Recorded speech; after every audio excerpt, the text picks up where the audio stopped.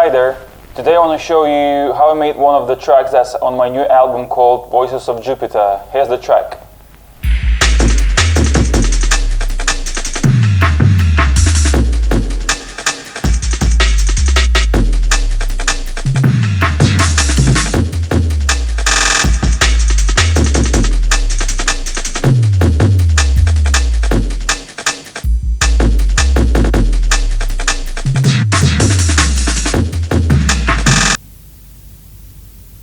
This track was made in a hybrid way using Reason 10 and mixed on an analog desk. What's a good thing about using software is you can always come back to the tracks that you haven't finished earlier, and you can finish anytime you want. My personal rule is 97% of the time I have to finish the track when I start it. So basically, when I know that I'm going to start a track, I have to finish it with the one sitting. And this is how I make most of my music. This particular track that I'm gonna show you now, I made with Reason 10 at the time when I didn't have any hardware. And this is the reason why I didn't finish, because I just didn't feel like mixing it in the box, because I never like mixing things in the box. Anyway, I was going through my files and accidentally found it, and I thought, it's a pretty good track, so I need to finish. And it ended up being first track on my new album. First of all, quick breakthrough, I'm going to show you what I've used for the track. First of all, I've used the pitched up hot pants break.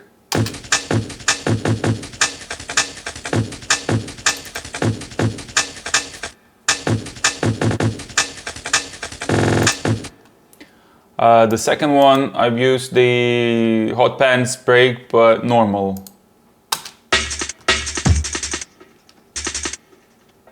And obviously the Amen break.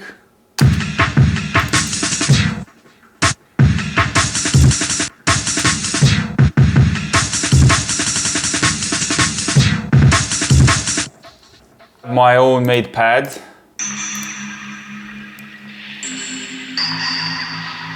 I have another pad.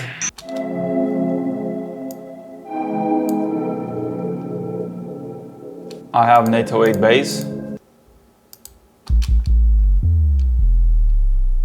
The right cymbal,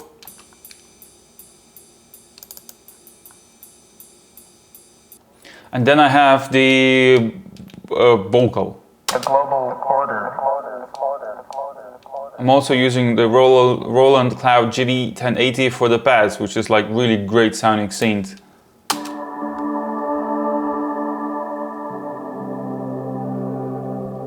The most that I use is NNXT samplers load with my own samples. Then just to process them a little bit, I've used the RX950 on everything. I love this plugin. For my final mixdowns, at the time I was using this Edirol sound card, which only had one stereo output. So what I did two groups for myself. One group contained all the drums and sub bass and the bass. And another group contained all the pad sounds that doesn't have any low frequency stuff like drums and basses.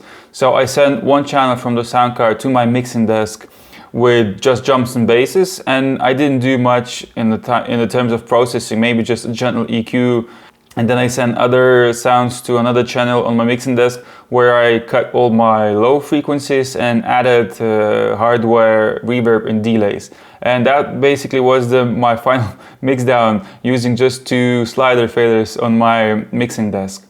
And mixing desk gave that sound a little bit of a color that I like. But for this particular video, I decided to remix everything in the box and show you what would be my approach if I would do that in the box, because I'm sure a lot of you watching my videos don't have actual hardware to make music with. So I think it would be really handy just if I would show you my process and thought process that I use when using things inside of a computer. I recently bought the sound card Arturia Minifuse 4. It has 4 analog outputs that I can assign to 4 different sounds, and I can then send those sounds to my mixing board. But what I also like about the sound card, it came with a set of plugins that I really like, and I'd like to try and see how they work in the mixdown process. So one of those plugins is a channel strip called Pre-1973. And working with this channel strip feels like it's very similar. The approach to mixing is very similar to using actual mixing desk channel strip. So it has high frequencies, it has mid frequencies with sweepable mids, and it has low frequencies, and it also has the high pass filter. I can also drive the signal a little bit so it could start distorting, which is what I do on my mixing desk anyway, and that's pretty much it. In the bundle was also included this delay tape 201, which is, I think, is really good. Like, I mean, it's much better than any Reason rack extensions or whatever comes with Reason. So this thing sounds closer to what I'm actually using on my mixing desk. And it also has this plate reverb, which I decided to use. And I think this is also pretty great sounding reverb. So I'm just gonna break it down on how I actually mix down my track using computer plugins, and then I will let you listen the full results.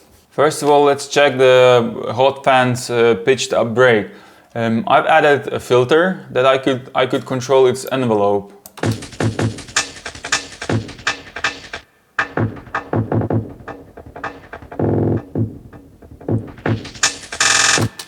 Obviously before that RX950 with these sort of settings, and then this channel strip, which I didn't do much. I cracked up the volume for the break, and I slightly boosted high frequencies, cut a bit of low mids, and cut a little bit of lows as well, and high pass filter. That's all it really takes. Then the next break, I've got the hot pants as well. So it's the same settings on the RX950, and the settings on my channel strip are pretty much very similar. I only do very minor EQ adjustments because this is pretty much what I do on my mixing desk. Very gentle adjustments, and that really usually works well. So, and also have the Amen break, RS950, and the channel strip. I crack the volume of input gain to get it distorted. I just cut a little bit of high pass, boosted some lows at 110 Hz, and maybe just slightly tops. Same thing with pads, usually RX950 and EQ, and that's it. That's easy. That's the same thing I would do when using hardware. I'd look at the digital mixer, that's how it looks. Very few things. And I've only used a bit of plate reverb on mostly everything. On drums I like to use gentle reverb, and sometimes I add a little bit of delay. This is pretty much what I would do on my actual analog mixing desk. So I'm just trying to translate my workflow to the computer-based environment and see if I can get close results as to working with my hardware. And I'm pretty sure it sounds very, very close, to a point where you actually start thinking, should I really need hardware? So I'm just gonna let the track run through. Also, don't forget to subscribe to my channel.